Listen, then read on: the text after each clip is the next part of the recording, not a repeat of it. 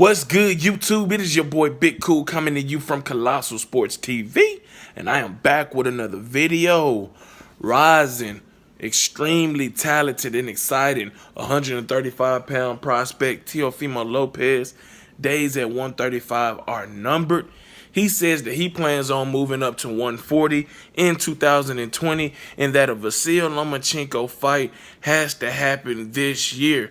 Because if they want him to wait till March, it's not going to happen unless it happens at a catch weight, saying that it's getting harder to make the weight. It's not that hard, but if he slips off one day, one meal, it can throw off his whole weight regimen and it can be very bad for him in terms of making weight for his fight. He's returning on the undercard of Terrence Crawford versus Amir Khan April 20th against Edis Tatali. I think that's who it is. Guy with 31-2, 10 knockout record. But let's talk about this, man. I really like Teofimo Lopez as a prospect. I think that he has superstar written all over him. But I got to keep it 100. He ain't in no position to call no shots, to set no demands, to put any stipulations on anything.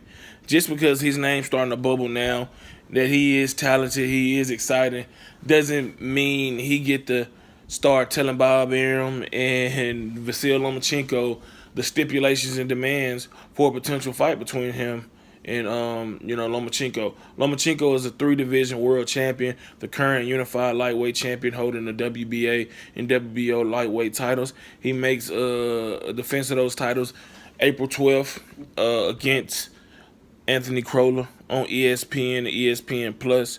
And this fight could be premature anyway. It could be premature anyway.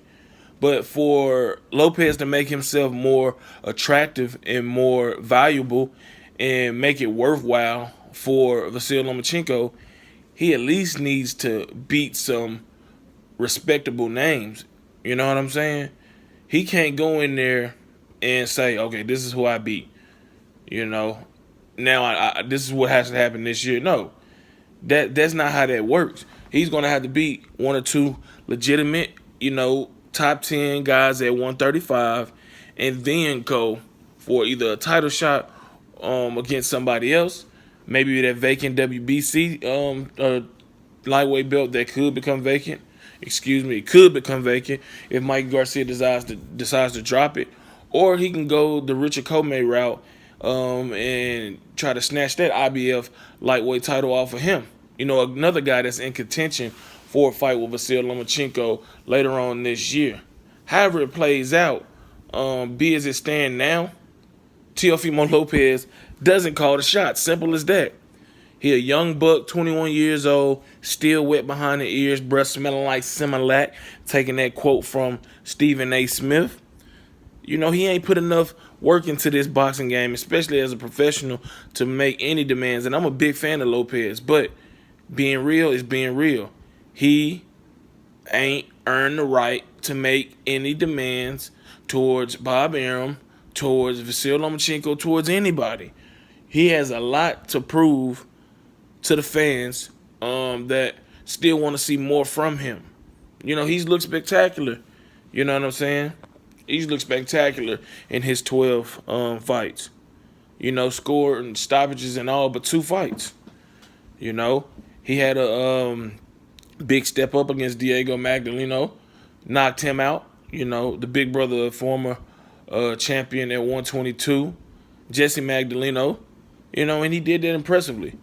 Now he's taking on this guy, Edis Tatali or something like that, on a big spot. He along with Shakur Stevenson and Felix Verdeja all on that card. And all these guys have, potential to be, very good fighters, championship fighters. You know what I'm saying? Felix Verdeja is trying to, get his career back on track after suffering his first loss last year in 2018. Shakur Stevenson is taking a huge step up against Christopher Diaz when he, steps in the ring. And you got, Lopez who's about to be fighting a guy who doesn't seem like a threat, but we all know how this shit happen.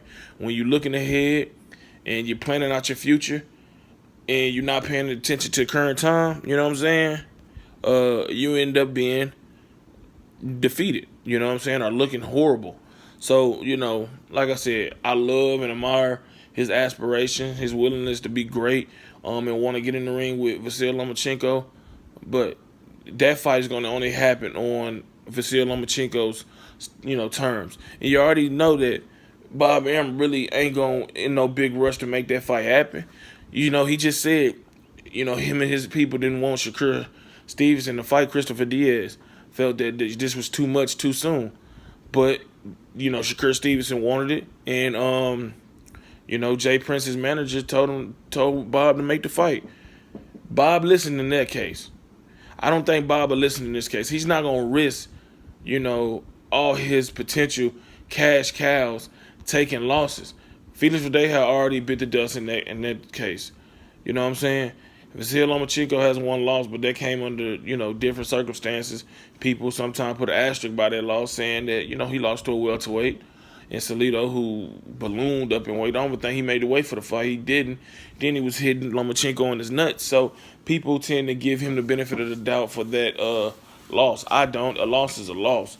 You know what I'm saying? But you think Bob Arum really wants to, risk Shakur Stevenson, Teofimo Lopez, just to, put them in a fight because they want one now when they not ready? No, he ain't going to do it. And I know he praying to God. He like, please, God, please don't let Shakur Stevenson leave. Please don't lose. Please don't let him lose. You know what I'm saying? Because the loss for him set everything back. A loss for Teofimo Lopez set everything back. You know what I'm saying? Another loss for Felix Verdeja, and his ass is out of top rank altogether. So, these guys, I respect it, and I want to see these fights happen. But, Lopez can fight a Luke Campbell, a Devin Haney, a Ryan Garcia, a Richard Comey. He can fight a Robert Easter Jr. somehow, some way. You know what I'm saying? To get himself better prepared for these big fights with, Vasyl Lomachenko, possibly Mikey Garcia down the line, since he said he's moving to the 140, and I think that's where Mikey Garcia going to wind up when it's all said and done. But, hey, if he want it and Bob Arum can't talk him out of it, then that's what he'll get. If he's reasonable with his demands and know that, look, he ain't did enough to be, talking about a 50-50 split and 60-40 split and whatnot.